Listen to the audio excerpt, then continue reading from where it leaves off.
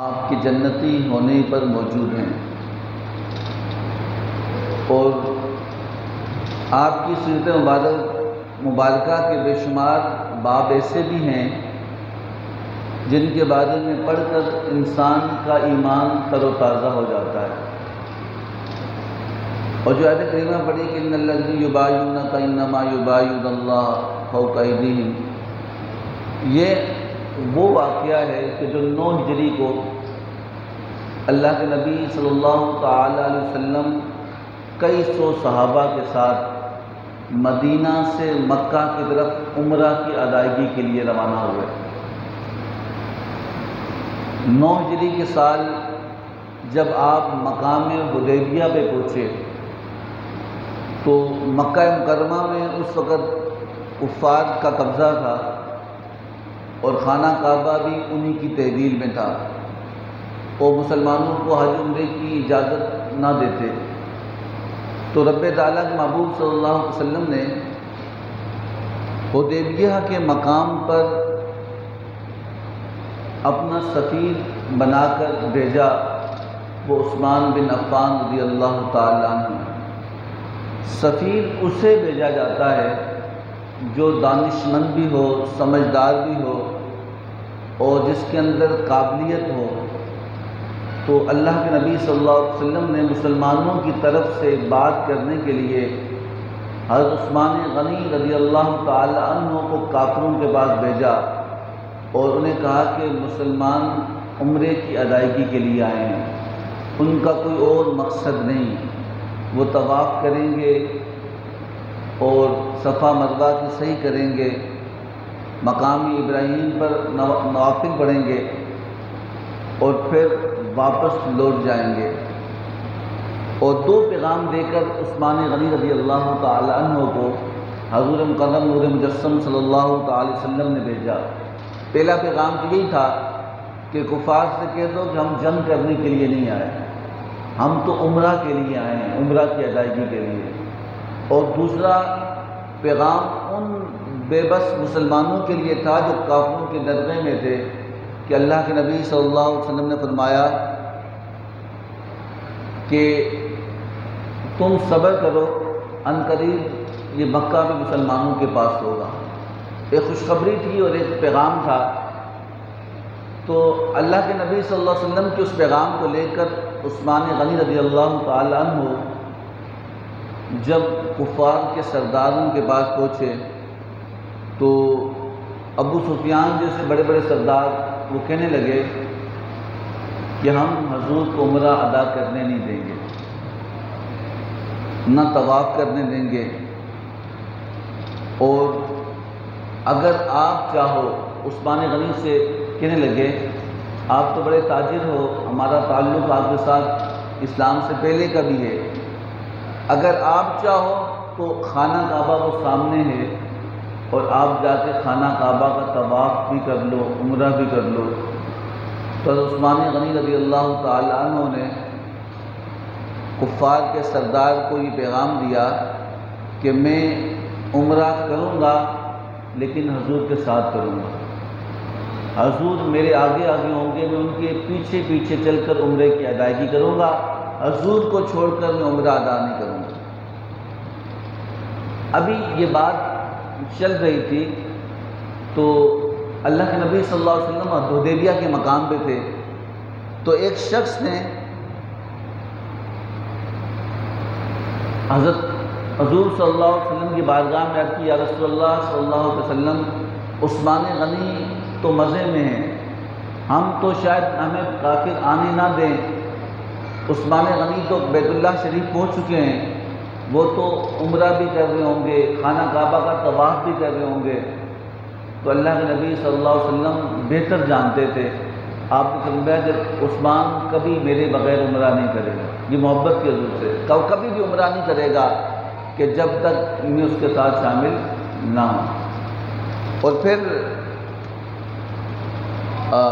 روایات میں آتا ہے کہ عمرے کی ادائیگی پر بے شمار فضیلتیں حدیث مبارکہ میں وارد ہیں، اور حج کے متعلق بھی اگر ہم پڑھیں رب تعالیٰ کے محبوب صلی اللہ علیہ وسلم کے حدیث مبارکہ کا مفہوم ہے اور روایات میں آتا ہے، اگر کوئی شخص حج کے لیے جائے یا بیت اللہ کی زیارت کے لیے جائے، اگر اس کا حج عمرہ قبول ہو جائے، وہ ایسا ہوتا ہے گناہوں سے جیسے آج ہی پیدا ہوا ہے، اللہ سارے گناہ معاف کر لیتا ہے۔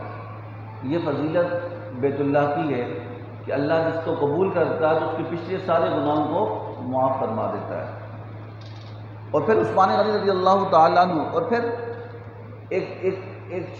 ایک جگہ پہ روایت میں آتا ہے کہ کوئی شخص کہتا ہے کہ اگر کوئی بندہ حج کرنے جائے وہ مدینہ نہ جائے، کیا اس کا حج قبول ہوگا؟ تو صوفیہ فرماتے ہیں حج کا تعلق مدینے جانے سے نہیں ہے، وہ نہیں جائے گا تو حج تو قبول ہو جائے گا، لیکن حج مدینے والے کے بغیر قبول نہیں ہوگا۔ اللہ نے قرآن پاک میں جیسے احکامات نازل کیے کہ نماز قائم کرو، زکوٰۃ دو، روزے رکھو، حج کرو، یہ حکم ہے۔ حج کیسے کیا جائے گا یہ حضور کی سنت سے دیکھا جائے گا، حضور کے عمل سے دیکھا جائے گا، حضور کے بغیر حج پورا ہو سکتا نہیں ہے۔ اور پھر اس طرح بیت رضوان کے موقع پر یہ بات بھی پھیلی کہ عثمان غنی رضی اللہ تعالی عنہ کو شہید کر دیا گیا، یہ جھوٹی افواہ پھیلی اور کہا کہ انہیں شہید کر دیا گیا، اور یہ بات پھیلتے پھیلتے حضور صلی اللہ علیہ وسلم کے پاس پہنچی تو قرآن پاک نے اس منظر کو بیان کیا سورۃ الفتح کے اندر کہ وہ لوگ جو درخت کے نیچے بیٹھ کر تحت الشجرہ کا لفظ استعمال کیا کہ درخت کے نیچے بیٹھ کر یا رسول اللہ جنہوں نے آپ کے ہاتھ پہ بیعت کی تھی، کہ جب یہ افواہ پھیلی تو حضور نے فرمایا کہ آؤ بیعت کرو۔ کس بات کا؟ کہ ہم عثمان غنی رضی اللہ تعالی عنہ کی شہادت کا بدلہ لیں گے، اور عثمان غنی کو شہید کیا، ہم اس کا بدلہ لیں گے۔ یہاں پر ایک بات یہ بھی کہا جاتی ہے کہ حضور کو رب تعالیٰ نے جب علم غیب اور دنیا کا علم عطا کیا تو حضور کو پتہ نہیں تھا کہ عثمان شہید نہیں ہوئے، تو یہ اس کا مطلب تھا کہ پتہ نہیں تھا تبھی کا کہ آؤ بیعت کرتے ہیں اور عثمان غنی رضی اللہ تعالیٰ عنہ کی خون کا بدلہ لیتے ہیں۔ تو یہاں رک کر ایک بات بتاتا جاؤں کہ اللہ رب العزت نے اپنے محبوب مکرم نور مجسم صلی اللہ تعالی وسلم سے کوئی چیز پوشیدہ نہیں رکھی۔ جب معراج کی شب اللہ ہی نہ چھپا کہ باقی چھپانے کی چیز بچتی کیا ہے، اور کہا کہ جب آپ اگر اس وقت انہیں کہہ دیتے کہ یہ افواہ ہے تو صوفیہ فرماتے ہیں کہ پھر وہ قرآن کی آیتیں نازل نہ ہوتی، قیامت تک عثمان غنی کی شان بیان قرآن میں نہ کی جاتی، تو وہ آیتیں نازل کرنا مقصود تھا اور عثمان غنی کا مقام بتانا مقصود تھا۔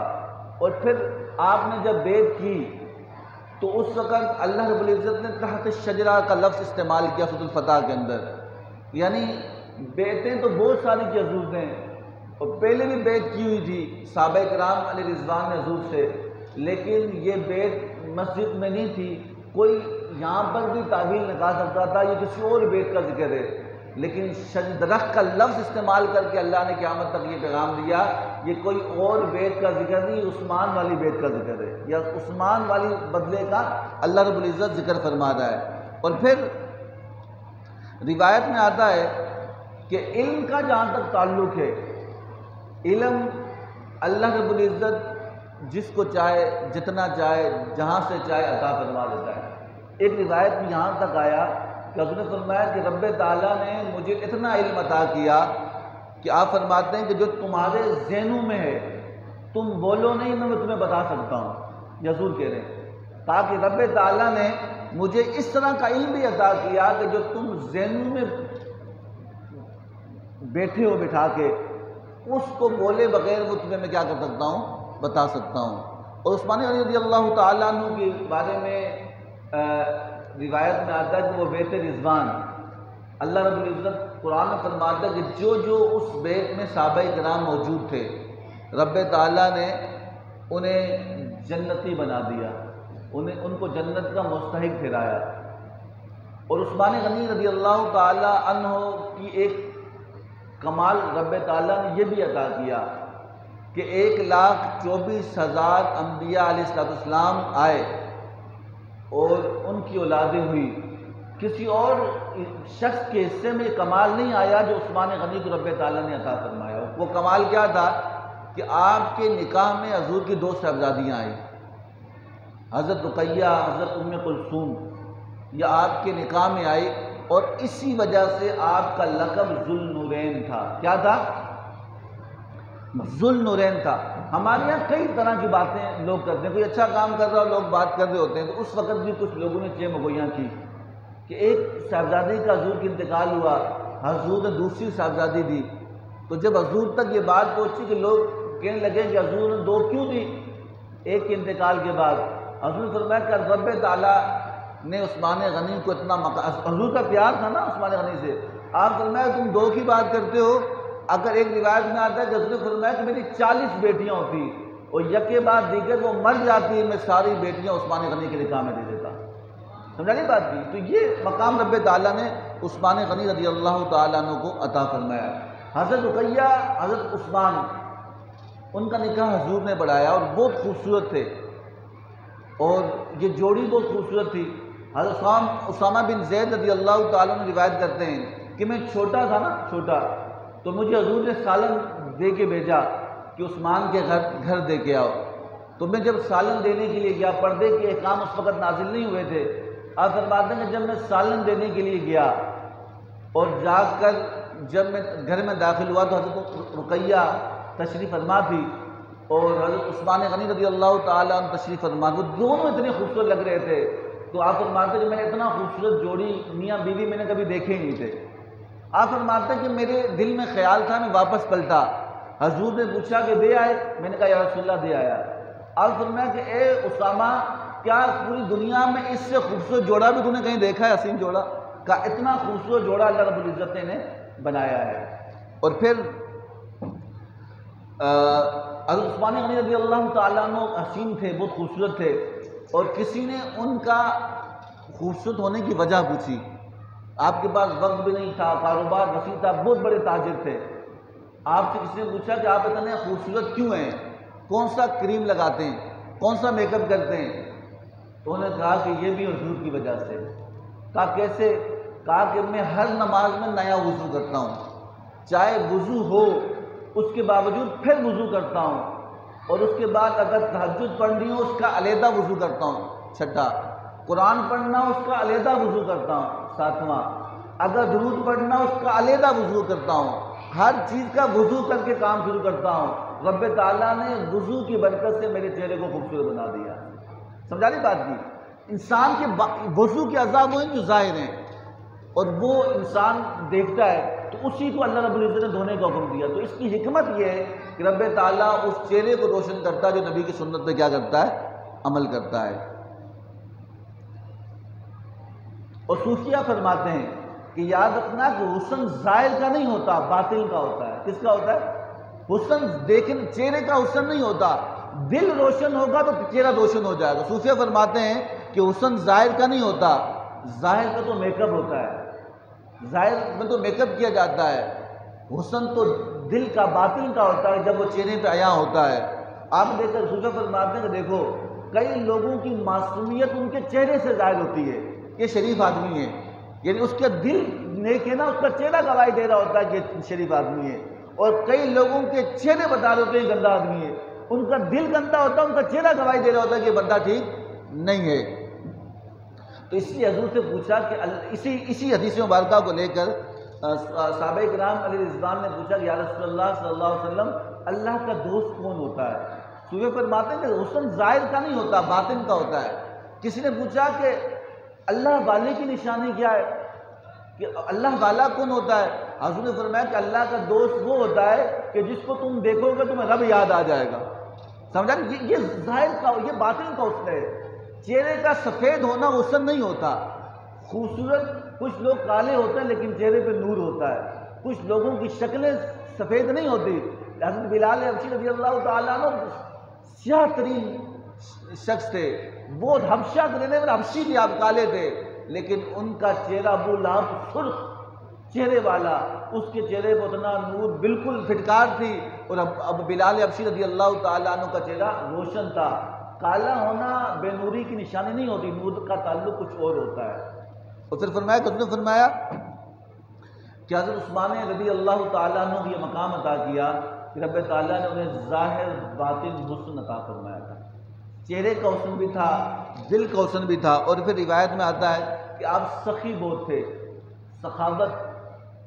جب بھی عثمان غنی رضی اللہ تعالیٰ عنہ کا ذکر ہوگا تو آپ کو سخاوت یاد آئے گی، سخاوت، سخی ہونا یاد آئے گا۔ اور غزوہ تبوک کا واقعہ بہت مشہور ہے کہ اللہ کے نبی صلی اللہ تعالی وسلم نے فرمایا کہ لاؤ اسلام کو اب ضرورت ہے، اللہ کی راہ میں خرچ کرو۔ کہ عثمان غنی کھڑے ہوئے، انہوں نے کہا یا رسول اللہ 200 اونٹ میری طرف سے۔ حضرت ابو بکر صدیق گھر کا سارا سامان لے کر آگے، حضرت عمر فاروق گھر کا آدھا سامان لے کر آگے، حضرت مولا علی جتنا ہو سکا اپنی شان کے مطابق لے آئے۔ اور عثمان غنی فرماتے ہیں کہ 800 اونٹ کی ضرورت تھی اور 800 فوجیوں کی ضرورت تھی ان کا خرچہ۔ تو حضور نے فرمایا کہ کون دے گا، اور جس کے پاس استطاعت تھی اس نے دے دی۔ حضرت عثمان غنی کی محبت حضور سے دیکھیں، آپ نے فرمایا کہ یا رسول اللہ 200 اونٹ دیتا ہوں۔ کتنے؟ 200 اونٹ۔ پھر آپ نے فرمایا کہ ابھی اور ضرورت ہے، عثمان غنی پھر کھڑے ہوئے، 200 اور دیتا ہوں۔ آپ فرماتے ہیں پھر حضور نے کہا کہ یا رسول اللہ، پھر عثمان غنی نے ہاتھ کھڑا کیا، کہا یا رسول اللہ 200 اور دیتا ہوں۔ یعنی آپ فرماتے ہیں کہ میرے پوری دولت جمع کی جائے تو میرے پاس اتنا سامان تھا کہ میں 800 سے زیادہ نہیں دے سکتا تھا، 800۔ تو آپ فرمان کہ جب حضور نے سوال کیا کہ یا رسول اللہ عثمان غنی 1000 لوگوں کا بندوبست کرے گا، ان کی سواریوں کا بندوبست کرے گا، آپ نے فرمایا میں دے دیا۔ یہ سخاوت تھی۔ میاں بخش فرماتے ہیں، آپ فرماتے ہیں کہ مالا والے سخی نہیں ہوندے۔ کیا کہا؟ مالا والے سخی نہیں ہوندے، سخیاں کول مال نہیں ہوندا۔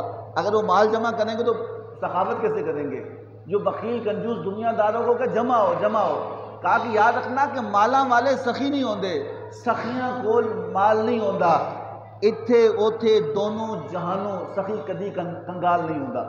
کہا کہ اللہ اسے یہاں بھی رسوا نہیں کرتا، وہاں بھی رسوا نہیں کرتا۔ حضور کے حدیث مبارکہ کا مفہوم ہے، آپ نے فرمایا کہ یاد رکھنا جو سخی ہوتا ہے نا، سخی وہ اللہ کے قریب ہوتا ہے، وہ دنیا کے قریب ہوتا ہے، وہ لوگوں کے قریب ہوتا ہے، وہ جنت کے قریب ہوتا ہے۔ یہ حضور کا فرمان ہے۔ آپ فرمایا سخی اللہ کے قریب، لوگوں کے قریب، جنت کے قریب اور رب کے قریب ہوتا ہے۔ اور کہا بخیل کنجوس شخص، آپ فرمایا کہ وہ اللہ سے دور ہوتا ہے، وہ لوگوں سے دور ہوتا ہے، وہ جنت سے دور ہوتا ہے، وہ اس کا ٹھکانہ، وہ سمجھتا ہے مال مال مال مال یہی رہ جائے گا۔ میاں بخش کا صوفیہ فرماتے ہیں سخی مالا والے سخی نہیں ہوتے۔ مالدار تو چاہتا ہے کہ میری دولت بڑھتی جائے، سخی چاہتا ہے کہ میری آخرت کی دولت بڑھتی جائے۔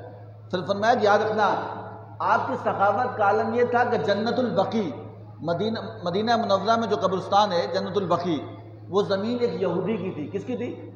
میرے ساتھ چلیں، کس کی تھی؟ ایک یہودی کی زمین تھی۔ وہ اپنے گھوڑے کے ساتھ وہاں پہ کھڑا تھا۔ اللہ کے نبی صلی اللہ علیہ وسلم وہاں تشریف فرما ہوئے، عثمان غنی بھی آپ کے ساتھ تھے۔ آپ نے فرمایا عثمان یہ زمین کتنی اچھی ہے اور کتنی اعلیٰ زمین ہے، چکر لگا کے آنا۔ تو وہ یہودی کے پاس گئے، اس زمین کو خرید لیا، حضور کے پاس آئے، کہا یا رسول اللہ میں نے خرید لی پوری زمین۔ کہا کہ میں نے تو کہا تھا چکر لگانا، آپ نے کہا کہ اچھی ہے یا رسول اللہ، جس سے آپ اچھی کی اسے میں خرید لیتا ہوں۔ یہ محبت عثمان غنی رضی اللہ تعالیٰ عنہ کی حضور کے ساتھ۔ آج بھی جنت البقیع میں جو شخص دفن ہو وہ حضور کا پڑوس ملتا ہے اس کو۔ آج لوگ دعا کرتے ہیں، صوفیہ دعا کرتے ہیں، گناہ گار شخص دعا کرتا ہے کہ یا اللہ شاید وہاں اللہ مجھے موت دے دے اور وہاں دفن ہو جائیں تو رب تعالیٰ ہمیں بخش دے گا۔ کیوں؟ وہاں بڑے بڑے صحابہ اکرام علیہ رضوان کی قبریں وہاں موجود ہیں، حضرت عثمان غنی کی قبر مبارک وہاں ہے، حضرت سیدہ فاطمہ الزہرا رضی اللہ تعالیٰ عنہ کی قبر مبارک وہاں ہے، حضرت امام حسن رضی اللہ تعالیٰ عنہ کی قبر مبارک وہاں ہے، حضرت حلیمہ سعدیہ رضی اللہ تعالیٰ عنہ کی قبر مبارک وہاں ہے، بڑے بڑے صحابہ کرام علیہ رضوان کی قبر مبارک وہاں ہیں۔ تو یاد رکھنا یہ تحفہ تھا عثمان غنی کا قیامت تک آنے والے لوگوں کے لیے۔ وہ حضرت فاطمہ الزہرا رضی اللہ تعالیٰ عنہ کی قبر مبارک وہاں ہے۔ یہ تحفہ تھا عثمان غنی کا جو سیدہ فاطمہ کے صدقے اللہ نے انہیں عطا فرمایا۔ سید فاطمہ، اور پھر آپ کی سخاوت کا عالم کیا تھا؟ آپ فرماتے ہیں کہ مدینہ منورہ میں کنواں تھا، کہ جو یہودی کا تھا وہ پیسوں سے پانی بیچتا، پیسوں سے، اور وہ مسلمانوں کو مہنگا دیا کرتا تھا۔ حضور نے کہا کہ کون شخص ہے جو جنت خریدے گا؟ کیا خریدے گا؟ بولیں کیا خریدے گا؟ جنت خرید۔ صحابہ کرام کو یقین تھا جنت اس کی ہے، دیتے رسول اللہ ہیں، جنت رب کی ہے، اور تقسیم کون کرتے ہیں؟ حضور نے، کسی نے کہا کہ یہ مدینہ المنورہ افضل ہے یا جنت افضل ہے؟ کسی نے سوال کیا کسی سے، انہوں نے کہا کہ یاد رکھنا کہ مدینہ المنورہ افضل ہے جنت سے۔ کیوں؟ کہا کہ یہاں حضور کی قبر انور ہے، یہاں حضور کا روضہ ہے۔ تو کہا کہ جنت کی طلب کیوں کرتے ہو؟ کہا کہ ابھی تو مدینے کی طلب ہے، کیونکہ یہاں حضور کا روضہ ہے، جنت سے بھی اعلیٰ ہے، جنت کے مالک آپ ہیں۔ جنت کی طلب اس لیے کرتے ہیں کہ جب حضور جنت میں جائیں گے تو ہم بھی جنت میں جائیں گے۔ تو کسی نے کسی اعلیٰ حضرت کا شعر فرمایا، یہ ارض مقدس یہ طیبہ کی زمین ہے، یہ ارض مقدس یہ طیبہ کی زمین ہے، جنت بھی یہی، مالک جنت بھی یہی ہے۔ کہا کہ تم سمجھتے ہو جنت ایسے مل جائے گی؟ نانا، حضرت عثمان غنی سے پوچھو کیسے ملے گی۔ حضرت ایک حضور کے زمانے میں جب یہودی مہنگے داموں خریدتا بیچتا تھا تو عثمان غنی رضی اللہ تعالیٰ عنہ اس یہودی کے پاس گئے، کہا کسے بیچو؟ 500 دینار کا قیمت تھی، 500 درہم روایت میں آتا ہے۔ تو اس یہودی نے دیکھا کہ حضور مسلمانوں کو تکلیف ہے، حضور نے کہا مسلمانوں کے لیے پانی کا بندوبست کرو۔ تو جب پانی کا بندوبست کے لیے عثمان غنی گئے تو اس نے کہا کہ آپ بیچو گے؟ اس یہودی نے کہا کہاں بیچوں گا۔ اس کی قیمت کتنی تھی؟ 500 درہم، 500، 600، 700، اس سے زیادہ قیمت نہیں تھی۔ اس یہودی نے کہا کہ میں اپنے حیثیت کے مطابق جو میری من چاہے گا میں بیچوں گا، اتنی قیمت لوں گا، تم لوگے لو ورنہ میں بیچتا ہی نہیں ہوں۔ آپ نے فرمایا کیا قیمت لوگے؟ اس نے کہا میں 3000 درہم لوں گا۔ کتنے؟ 3000 درہم دوں گا۔ اس کی اوقات اتنی تھی تو حضرت عثمان غنی رضی اللہ تعالیٰ نے 3000 درہم اس کو دیے، کیا کنواں فی سبیل اللہ، اللہ کی راہ میں وقف کیا۔ آپ فرمایا کہ اے عثمان تو بہت بڑا تاجر ہے، اور تاجر بھی ہو جس کا نام ہے، جس کا قصہ ہے، جس کی باتیں ہیں، اور تو اتنا گھاٹے کا سودا کرتا ہے، 500 کی چیز 3000 میں لے رہا ہے، تو اتنا مہنگا سودا کیوں کر رہا ہے؟ آپ فرمایا کہ میری جیبیں دیکھ، تو 3000 تو نہیں اپنی اوقات دکھائے 3000 مانگے، خدا کی قسم میں 40000 درہم لے کے آیا تھا۔ حضور نے کہا تھا خرید، اگر تو 40000 بھی مانگتا میں حضور کے نام پہ وہ بھی دے دیتا تجھے۔ میں قیمت نہیں دیکھتا، میں حضور کی زبان دیکھتا ہوں۔ تو اسے قیمت سمجھتا ہے کہ نقصان ہے؟ نانا، کبھی خرچ کرنے والا نقصان اٹھاتا نہیں ہے۔ اور پھر فرمایا کہ مولانا روم علیہ رحمہ فرماتے ہیں کہ یاد رکھنا کنواں وہی اچھا ہوتا ہے کہ جس سے پانی نکلتا رہے۔ وہ کنواں جس سے ایک دفعہ پانی ختم ہو جائے نیا پانی آ جاتا ہے۔ اگر کسی کنویں سے پانی نہ نکالا جائے وہ پانی وہیں سڑ کر خشک ہو جاتا ہے۔ مولانا فرماتے ہیں کہ میں بھی ہمیشہ تازہ اس کنویں سے پانی پیتا ہوں جہاں سے لوگوں کی رش ہو، کیونکہ وہاں روز تازہ پانی زمین سے آ رہا ہوتا ہے۔ آپ فرمایا کہ یاد رکھنا، اس واقعے کو نقل کر کے فرماتے ہیں کہ یاد رکھنا اللہ کے ہاں بھی ہے۔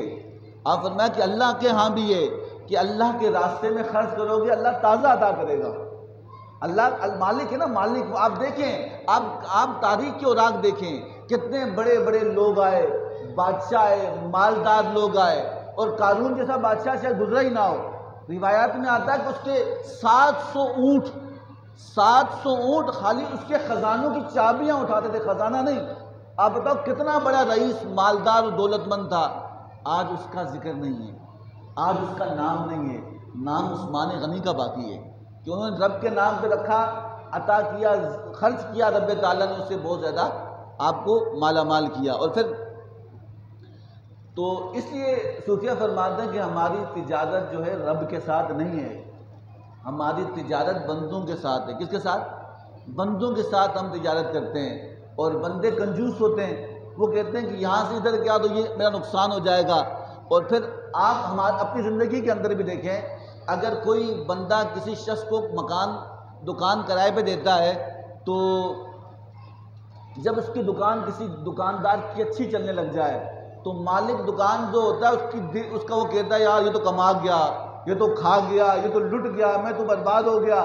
اب اس کی کوشش ہوتی سے بگائے، کبھی کرایہ بڑھا دے گا، کبھی اس پہ اتنی پابندیاں لگا لے گا کہ وہ مجبوراً اسے چھوڑنا پڑے۔ میں نے ایسے لوگوں کو دیکھا کہ جو جس کی دکانیں اچھی چلتی ہیں اور مالک دکاندار کا اس پہ دل آتا ہو، کہتا ہے یار اگر میں اس کی جگہ ہوتا میں بھی مالدار ہوتا۔ یاد رکھنا، دکان یا کاروبار یا تجارت یہ کسی قسمت والے کے حصے میں آتا ہے۔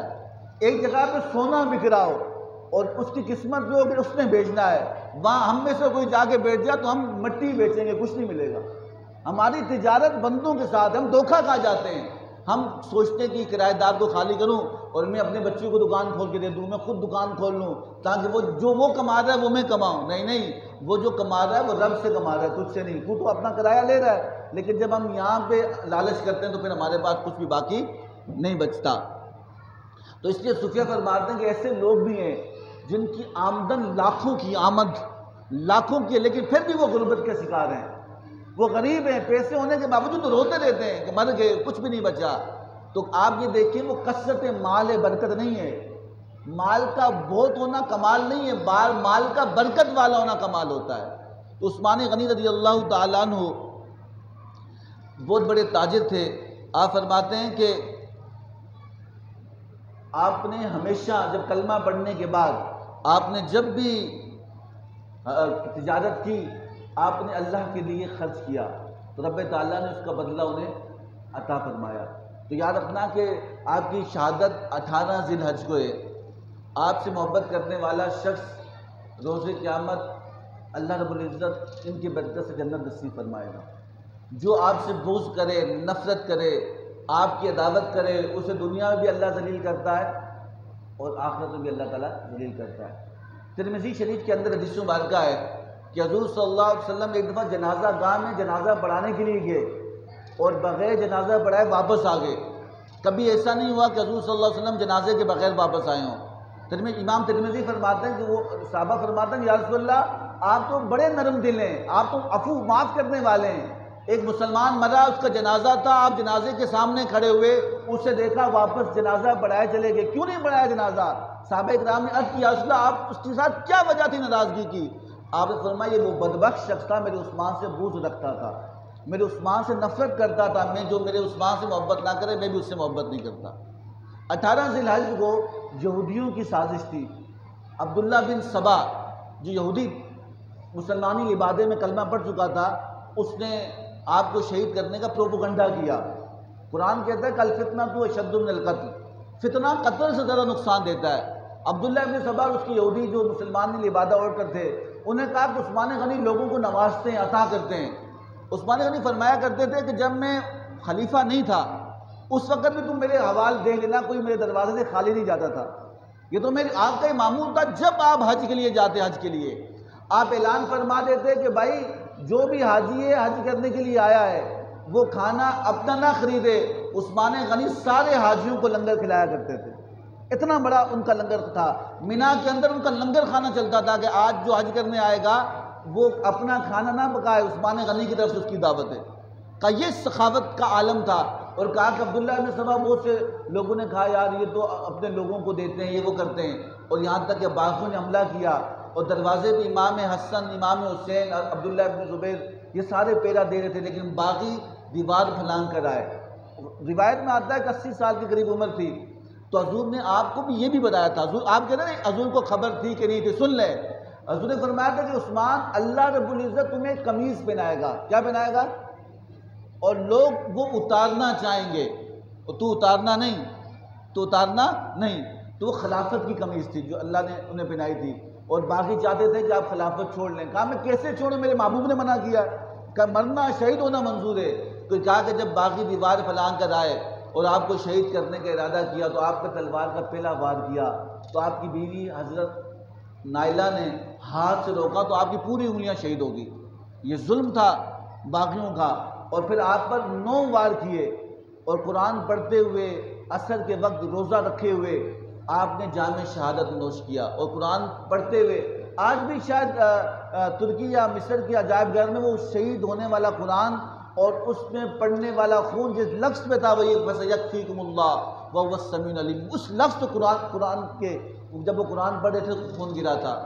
40 دن تک آپ بھوکے پیاسے رہے، کھانا بند کیا 40 دن تک، اتنا بڑا ظلم اس سے ساتھ نہیں ہوا۔ کیوں ہوا؟ سوال یہ اس لیے ہوا کہ رب تعالیٰ جب کسی کو جتنا بڑا مرتبہ عطا کرتا ہے اتنی بڑی آزمائش بھی کرتا ہے۔ اللہ رب العزت نے جب کسی کو مرتبہ دینا ہوتا ہے اتنی بڑی تکلیف بھی رب تعالیٰ دیتا ہے۔ لیکن میں آپ کو آخری بات بتاؤں، وہ تو بڑے لوگ تھے، بڑی شانوں والے لوگ تھے، اللہ رب العزت نے بڑا مقام حضور کے صدقے انہیں عطا کیا، حضور نے شہادت کے مراتب انہیں عطا فرمائے۔ لیکن یاد رکھنا کہ ہم کیسے ہوں، ہم ایسے ہوں کہ ہم سب سے پیار کریں۔ کیا کریں؟ سب دین اسلام یہ فطرتی محبت کا دین ہے، اس کے اندر کہیں نفرت نہیں ہے، کہیں بغض نہیں ہے، کہیں عداوت نہیں ہے، کہیں دوری نہیں ہے۔ محبت کا دین ہے، یہ اپنائیت کا دین ہے۔ ہم صحابہ سے پیار کریں، اولیاء اللہ سے پیار کریں، اہل بیت سے پیار کریں، ہم ہر اس شے سے پیار کریں جس کی نسبت ہمارے رسول اللہ صلی اللہ علیہ وسلم کے ساتھ ہے۔ ہم نے ایک کو بھی چھوڑا تو ہم تباہ ہو جائیں گے۔ اگر کوئی بندہ کسی گاڑی پہ سوار ہے، اگر اس کا ایک ٹائر نکال دو وہ گاڑی چلے گی، دو نکال دو چلے گی، نکال کے وہ چل ہی نہیں سکتی منزل پہ۔ تو یاد رکھنا کہ حضور سے نسبت رکھنے والی چیز بھی وہ سواری کی مانند ہے، وہ کشتی کی مانند ہے کہ جب ہم ان سے محبت کریں گے وہ ہمارا بیڑا پار کر دے گی، اور نفرت کریں گے تو پھر ہمارا بیڑا غرق ہو جائے گا۔ تو اللہ سے دعا کریں کہ اللہ ہم سب کو محبت والا بنائے۔ یہود و نصارہ کی سازش ہے۔ آپ یاد رکھنا، جہاں پر بھی آپ کو نفرت ملے، جہاں پر بھی آپ کو عداوت ملے، جہاں پر بھی آپ کو مسلمان لڑانے کی بات ملے، یاد رکھنا اس کے پیچھے کوئی اور ہے، اس کے پیچھے کوئی اور ہے۔ یاد رکھنا کہ اس کے پیچھے کوئی، یہ بات یاد صوفیہ فرماتے ہیں، جہاں پر بھی آپ کو اشتعال دلایا جا رہا ہو، جہاں پر بھی آپ کے جذبات کو ابھارا جا رہا ہو، اس کے پیچھے کوئی اور ہے جو مسلمانوں کو منتشر کرنا چاہتا ہے۔